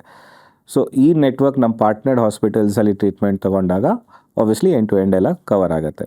ಆ್ಯಂಡ್ ಹಾಸ್ಪಿಟ್ಲಲ್ಲೇ ನಮಗೆ ಕ್ಯಾಶ್ಲೆಸ್ ಮೂಲಕ ಕ್ಲೇಮ್ ಸೆಟ್ಲ್ ಆಗುತ್ತೆ. ನಾನ್ ಪಾರ್ಟ್ನರ್ಡ್ ಹಾಸ್ಪಿಟಲ್ಸಲ್ಲೂ ನಮಗೆ ಸಿಗುತ್ತೆ, ಕ್ಲೇಮ್ ಸಿಗುತ್ತೆ, but not as a cashless. ಅದನ್ನು ನಾವು ಪೇ ಮಾಡಿ ಆಮೇಲೆ ಇನ್ಶೂರರ್ ಹತ್ರ ಹೋಗಿ ರಿಯಂಬರ್ಸ್ಮೆಂಟ್ನ ನಾವು ಆಪ್ಟ್ ಮಾಡಬೇಕು. Okay. And there is this another set of list called as black listed hospitals. Okay. So ಅದನ್ನು ನಾವು ಗಮನದಲ್ಲಿ ಇಟ್ಕೋಬೇಕು. ನಿಮ್ಮ ಊರಲ್ಲಿ ಯೂಶ್ವಲಿ ಬೆಂಗಳೂರಲ್ಲಿ ಯಾವುದು ಜಾಸ್ತಿ ಇಲ್ಲ, ಬಟ್ ನಾನು ನೋಡಿದ್ದೀನಿ ಅಹಮದಾಬಾದಲ್ಲಿ, ನಾರ್ತಲ್ಲಿ ಹರಿಯಾಣಲ್ಲಿ ಸ್ವಲ್ಪ ಫ್ಯೂ ಬ್ಲ್ಯಾಕ್ ಲಿಸ್ಟೆಡ್ ಹಾಸ್ಪಿಟಲ್ಸ್ ಎಲ್ಲ ಸ್ವಲ್ಪ ಇದೆ. ಏನಕ್ಕೆ ಮಾಡ್ತಾರೆ ಬ್ಲ್ಯಾಕ್ ಲಿಸ್ಟ್ ಹಾಸ್ಪಿಟಲ್ಗಳನ್ನ? ಸೊ ಅವ್ರು ಮೇ ಬಿ ಇನ್ಶೂರೆನ್ಸ್ ಕಂಪ್ನೀಸ್ನ ಸ್ವಲ್ಪ ಓವರ್ ಬಿಲ್ಲಿಂಗ್ ಮಾಡೋದಾಗಲಿ, ಅಥವಾ ಫೇಕ್ ಪೇಷಂಟ್ಸ್ ಲಿಸ್ಟ್ ಪ್ರಿಪೇರ್ ಮಾಡಿ ಫೇಕ್ ರಿಪೋರ್ಟ್ಸ್ ಮಾಡಿ ಸ್ಕ್ಯಾಮ್ ಮಾಡ್ತಾ ಇರ್ತಾರೆ. ಸೊ ಅವಾಗ ಬ್ಲ್ಯಾಕ್ ಲಿಸ್ಟ್ ಮಾಡ್ತಾರೆ. ಸೊ ಮೋಸ್ಟ್ಲಿ ಅಂಥ ಹಾಸ್ಪಿಟಲ್ಸ್ ಮಾತ್ರನೇ ಬ್ಲ್ಯಾಕ್ ಲಿಸ್ಟ್ ಆಗುತ್ತೆ. ಓಕೆ. ಸೊ ಈಗ ಇನ್ ಕೇಸ್ ಆಫ್ ಎಮರ್ಜೆನ್ಸಿ ಆಯಿತು ಅಂದ್ಕೊಳ್ಳಿ, ಇನ್ ಕೇಸ್ ಯಾರಿಗೂ ಆಗದೇ ಇರಲಿ, ಬಟ್ ರೋಡ್ ಆಕ್ಸಿಡೆಂಟ್ ಆಯಿತು ಅಂದ್ಕೊಳ್ಳಿ, ಆ್ಯಂಡ್ ಅವ್ರನ್ನ ಇಮ್ಮಿಡಿಯೇಟಾಗಿ ಯಾವುದೋ ಒಂದು ಹಾಸ್ಪಿಟ್ಲಿಗೆ ಸೇರಿಸಿದ್ರು, ಹತ್ತಿರ ಇರೋ ಹಾಸ್ಪಿಟ್ಲು. ದೆನ್ ಲೇಟರ್ ರಿಯಲೈಸ್ ಆಗುತ್ತೆ ಅದು ನೆಟ್ವರ್ಕ್ ಹಾಸ್ಪಿಟಲಲ್ಲಿ ಇಲ್ಲ ಅಂತ, ಬಟ್ ಇವನ ಹತ್ರ ಇನ್ಶೂರೆನ್ಸ್ ಇದೆ.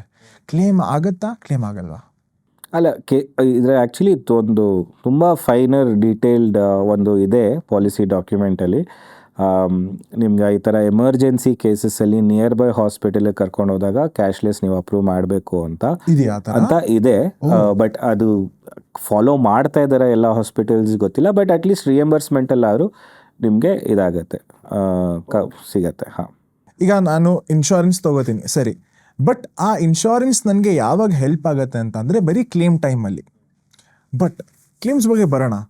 ನಾನು ನಿಮ್ಮನ್ನ ಕೇಳಬೇಕಾಗಿರೋ ಪ್ರಶ್ನೆ ಏನಪ್ಪ ಅಂದರೆ, ಯಾವ್ದಾದ್ರು ಒಂದು ಇಂಟ್ರೆಸ್ಟಿಂಗ್ ಕ್ಲೇಮ್ ಸ್ಟೋರಿ ನೀವೇನಾದ್ರು ಹ್ಯಾಂಡಲ್ ಮಾಡಿದ್ದೀರಾ ಕಂಪನಿ ಒಳಗೆ, ಅಥವಾ ನಿಮ್ಗೆ ಏನಾದ್ರು ನೆನಪಾಗತ್ತಾ which is very interesting, grey area touch ಮಾಡೋ ಹಾಗೆ?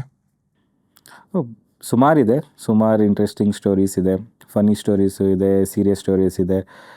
ನೀವು ಗ್ರೇ ಏರಿಯಾ ಅಂತ ಕೇಳಿದ್ರಿ, ಓಕೆ, ನಾನು ಅದ್ರ ಬಗ್ಗೆ ಒಂದು ಕ್ಲೇಮ್ ಸ್ಟೋರಿ ಹೇಳ್ತೀನಿ. ಈಗ ಇನ್ಶೂರೆನ್ಸಲ್ಲಿ ನಾನು ಹೇಳ್ದಂಗೆ ಮುಂಚೆ ಡೀಟೇಲ್ಡ್ ನಿಮಗೆ ಸಾಫ್ಟ್ ಕಾಪಿ ಕೊಡ್ತಾರೆ, ಒಂದು 40-50 ಪೇಜ್ ಪಾಲಿಸಿ ವರ್ಡಿಂಗ್ಸ್ ಇರುತ್ತೆ. ಅದು ಇದ್ರೂ ಅದು ಅರ್ಥ ಆದ್ರೂ ಹೆಂಗೆ ಪ್ರಾಬ್ಲಮ್ ಆಗ್ಬೋದು ಅಂತ ಹೇಳ್ತೀನಿ ಈಗ. ಸೊ ನಮ್ಮ ಪಾಲಿಸಿಲಿ ಮುಂಚೆನೇ ನಾವು ಎಲ್ಲ ಡಿಸ್ಕಸ್ ಮಾಡಿದ್ವಿ, ವೇಟಿಂಗ್ ಪೀರಿಯಡ್ಸ್ ಅಂತ ಒಂದು ಕಾನ್ಸೆಪ್ಟ್ ಇದೆ. ಸೊ 3 ರೀತಿಯಾದ ವೇಟಿಂಗ್ ಪೀರಿಯಡ್ ಇರುತ್ತೆ. ಒಂದು 30 ಡೇ ತೊಗೊಂಡಿದ್ದ ತಕ್ಷಣ 30 ದಿವಸ ಕವರ್ ಆಗೋಲ್ಲ ಎಕ್ಸೆಪ್ಟ್ ಫಾರ್ ಆಕ್ಸಿಡೆಂಟ್ಸ್. ಆಮೇಲೆ pre existing condition waiting period ಅಂತ ಒಂದಿರುತ್ತೆ. ಸೊ ಪಾಲಿಸಿ ತೊಗೊಳೋಕ್ಕಿಂತ ಮುಂಚೆನೇ ಯಾವುದಾದ್ರು ರೋಗಗಳು ನಾನು ಡಿಕ್ಲೇರ್ ಮಾಡಿದರೆ ಪಾಲಿಸಿಯಲ್ಲಿ, ಆ ರೋಗಗಳಿಗೆ ಸುಮಾರು 2 ರಿಂದ 3 ವರ್ಷದ ತನಕ ವೇಟಿಂಗ್ ಪೀರಿಯಡ್ಸ್ ಇರ್ಬೋದು ಪಾಲಿಸಿ ಸ್ಪೆಸಿಫಿಕ್. ಆಮೇಲೆ ಸ್ಪೆಸಿಫಿಕ್ ಇಲ್ನೆಸ್ ವೇಟಿಂಗ್ ಪೀರಿಯಡ್ ಅಂತ ಒಂದಿರುತ್ತೆ. ಸೊ ಕೆಲವೊಂದು 15 ರಿಂದ 20 ರೋಗಗಳಿಗೆ ಅಥವಾ ಟ್ರೀಟ್ಮೆಂಟ್ಸ್ಗೆ 2 years ಮ್ಯಾಂಡೇಟ್ರಿ ವೇಟಿಂಗ್ ಪೀರಿಯಡ್ ಇದ್ದೇ ಇರುತ್ತೆ, ನಿಮ್ಮ ಮುಂಚೆ ಇರಲಿ ಇಲ್ಲದೇ ಇರಲಿ. ಸೊ ಅದರಲ್ಲಿ ಒಂದು ಯಾವುದು ಅಂದರೆ ACL ಅಂತ ಒಂದು ಟ್ರೀಟ್ಮೆಂಟ್, ಅದಕ್ಕೆ ಸ್ಟ್ಯಾಂಡರ್ಡ್ 2 year ವೇಟಿಂಗ್ ಪೀರಿಯಡ್ ಇದ್ದೇ ಇರುತ್ತೆ ಪಾಲಿಸಿ ಥರ. ಸೊ ಇದು ಸ್ಟೋರಿ ಹೆಂಗಾಯಿತು ಅಂದರೆ, ನನ್ನ ಕ್ಲೈಂಟ್ ಪಾಲಿಸಿ ತೊಗೊಂಡ 6 months later calls me and ಹೇಳ್ತಾನೆ, ನಾನು ಫುಟ್ಬಾಲ್ ಆಡಬೇಕಾದ್ರೆ ಇಂಜುರಿ ಆಯಿತು, ಸೊ ACL ಟ್ರೀಟ್ಮೆಂಟ್ಗೆ ಹೋಗಬೇಕು ಅಂತ. ಸೊ ಪಾಲಿಸಿ ಪ್ರಕಾರ ಇವಾಗ ನನಗೂ ಗೊತ್ತಿಲ್ಲ, ನಾನು ಆಗ್ತಾನೆ ಪ್ರಾಬಬ್ಲಿ ಅಡ್ವೈಸ್ ಮಾಡೋದು ಸ್ಟಾರ್ಟ್ ಮಾಡಿದೆ. ಆ್ಯಂಡ್ ಕ್ಲೇಮ್ಸ್ ಇನ್ನೂ ಬಂದಿರಲಿಲ್ಲ, ಅಷ್ಟು ಕ್ಲೇಮ್ಸ್ ನಂಗೆ ಎಕ್ಸ್ಪೀರಿಯನ್ಸ್ ಆಗಿರಲಿಲ್ಲ. So even I was curious, ಇದು ಹೆಂಗೆ ಹೋಗುತ್ತೆ ಅಂತ. ಯಾಕೆಂದರೆ ಒಂದು ಕಡೆ ಇದು ಆಕ್ಸಿಡೆಂಟು, ಇದು ಕವರ್ ಆಗಬೇಕು, ಇನ್ನೊಂದು ಕಡೆ ಇದು ACL ಟ್ರೀಟ್ಮೆಂಟು. ಸೊ ಇದಕ್ಕೆ 2 ವರ್ಷ ವೆಯ್ಟಿಂಗ್ ಪೀರಿಯಡ್ ಇದೆ. ಸೊ ಕವರ್ ಆಗತ್ತಾ ಆಗಲ್ವಾ ಅಂತ.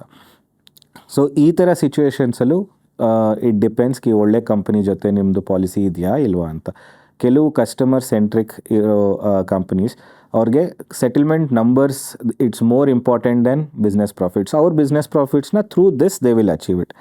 ಸೊ ಆ ಥರ ಇದ್ದಾಗ, ಈ ಥರ ಗ್ರೇ ಏರಿಯಾಸ್ ಇದ್ದಾಗ ಪ್ರಾಬಬ್ಲಿ ಅವರು they will allow the claims. ಈ ಥರ ಆಕ್ಸಿಡೆಂಟ್ ಅಂತ ಹೇಳಿ ನಾವು ಕನ್ವಿನ್ಸ್ ಮಾಡಿದಾಗ we also put a good case.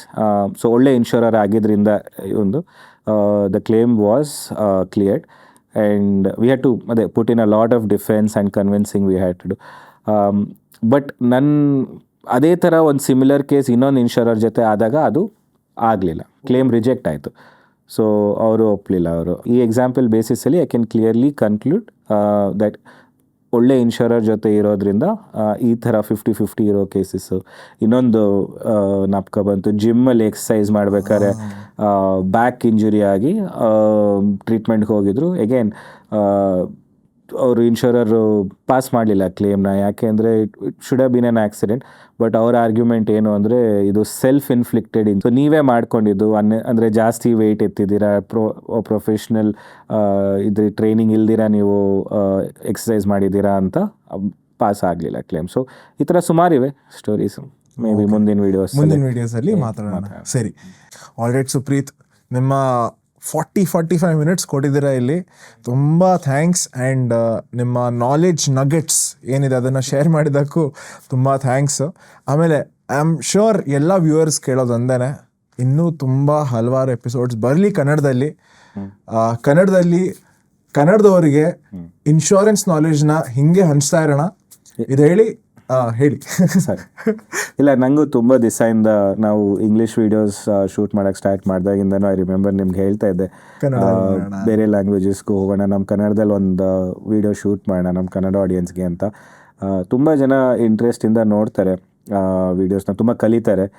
And ಯಾವ್ದಾರ ಒಂದು ಸ್ವಲ್ಪ ಜನಕ್ಕೆ ಹೆಲ್ಪ್ ಆದ್ರೂ ಎಂಡ್ ಆಫ್ ದ ಡೇ ನಂಗೆ ಅನ್ಸತ್ತೆ we are doing a good job ಅಂತ. 100%. So happy to do more videos. 100%. So thank you ವೀಕ್ಷಕರೇ, ಇಲ್ಲಿನ ತನಕ ಬಂದು ನಮಗೆ ಸಪೋರ್ಟ್ ಮಾಡಿದ್ದಕ್ಕೆ. ನಾನು ನಿಮ್ಮನ್ನ ಮುಂದಿನ ವೀಡಿಯೋದಲ್ಲಿ ಸಿಗ್ತೀನಿ. ಅಲ್ಲಿನ ತನಕ ಹ್ಯಾಪಿ ಇನ್ಶೂರೆನ್ಸ್ ಹಂಟಿಂಗ್.